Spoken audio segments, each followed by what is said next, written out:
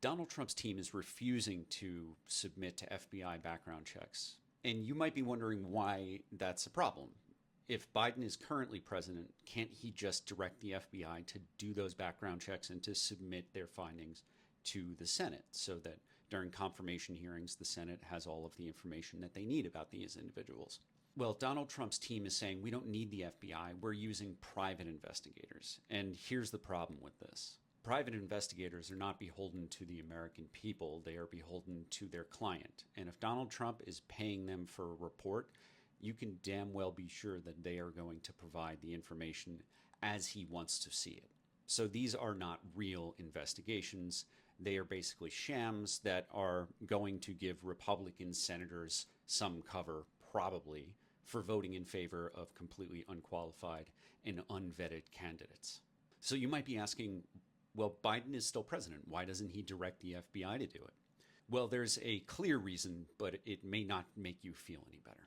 So typically, in order to initiate an FBI background check, the individual who's going to be investigated has to fill out and submit a form called the SF-86. This is something that I filled out so that I could get my secret security clearance for my job in the Army. Now, the Fourth Amendment protects American citizens from unreasonable search and seizure. So there is a very strong constitutional case for not allowing the FBI to do this kind of deep dive into someone's life. Now, most people probably think of the SF-86 as a loyalty test for the United States. And that really is what it is. But it also looks into a person's potential vulnerabilities that could be exploited by a hostile foreign actor. And these vulnerabilities aren't just like financial ties to overseas oligarchs, or maybe even having family living in a country that has a despotic ruler that could be vulnerable to being used as leverage against a political appointee. But it's also for personal stuff here in the United States. Personal stuff like you've seen with Matt Gaetz and Pete Hegseth, where their relationships with women or children could potentially be used to exploit them, to blackmail them so that they use their government positions to satisfy the demands of a foreign enemy in order to keep their private stuff close to the chest. So when someone willingly submits to an SF-86, and this is something you can just Google and find it online, you're providing to the FBI information about your employment history, where you've lived. You leave references, not like you leave references for a job where it's just like people who are going to say, oh, I'm this person's last employer and they were a good worker. You leave references that can speak to your personal character.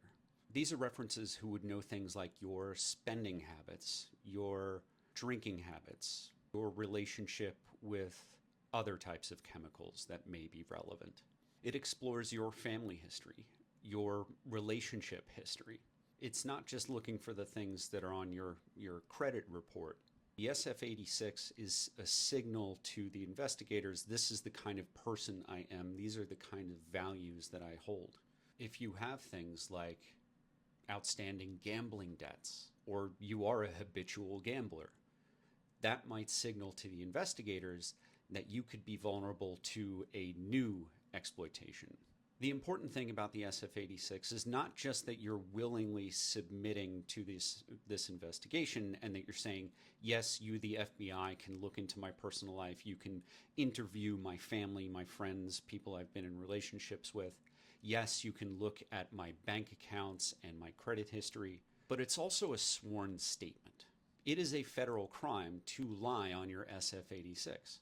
If it is your intent to lie on the SF-86 and basically defraud the United States, saying that you're clean when you're not, well, that's a felony. And now Trump's team being interviewed by these private investigators, it's not a felony to lie to private investigators like this. It's not a felony to withhold information from these private investigators. And whereas the SF-86 ends up as part of the official government record, these private investigations and reports will be the property of one Donald Trump and likely nobody else. So government watchdogs, the Congress, wouldn't be able to access these things because they'd be essentially owned by a private citizen, Donald Trump.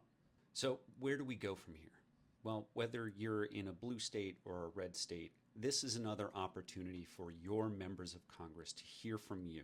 You don't have to wait for the confirmation hearings in a couple months.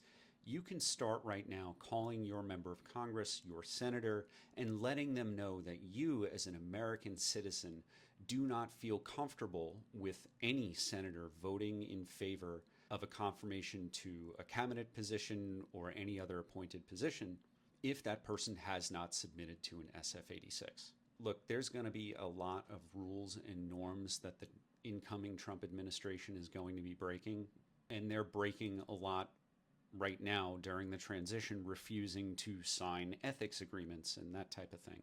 Donald Trump is also saying that it is his intent to use recess appointments so that Senate confirmation isn't even necessary. He'll basically be asking the incoming Senate Majority Leader, the lead Republican, John Thune, to put the Senate on break. And while the Senate is on break, he would basically just appoint whoever he wants, and he would have them as secretaries of defense, transportation, veterans affairs, you name it. Donald Trump is going to do everything he can to turn America into a kakistocracy. That is, a government that is run by the worst among us. But listen, we don't have to just give up, throw up our hands, and give up on democracy because Donald Trump is trying to destroy it. We still have some tools available. And there are things that you can take action on today. So right now, if you go to fivecalls.org, you're going to enter in your zip code at the top of the page, hit go. And what that's going to do is, through finding your location, it's going to know which senators and which member of Congress represent you. And then on the left side, you're going to click on something that says Oppose Cabinet Recess Appointments. That will bring you to a page with information about what this actually means, what a cabinet recess appointment means. And as you scroll down, it'll introduce you to who your senators are and your member of Congress. It'll provide you the information to contact them. And this website also includes a script. It is very short. It's, hi, my name is Chris. I'm a constituent from New York City, New York. I'm calling to demand Senator Gillibrand do their constitutional duty and hold proper confirmation hearings for Trump's cabinet appointments. Allowing recess appointments will only further the erosion of our necessary system of checks and balances. Thank you for your time and consideration. If you're leaving a voicemail, you want to leave your address. That way the office knows that you are a constituent and they will tally your opinion. Now, I would just add one sentence to this. I would also say that during proper confirmation hearings, there needs to be a comprehensive FBI background check for every nominee. You should encourage your senator to refuse to vote in favor of any nomination that doesn't come with a full FBI background check. So that's it. Go to fivecalls.org and get it done.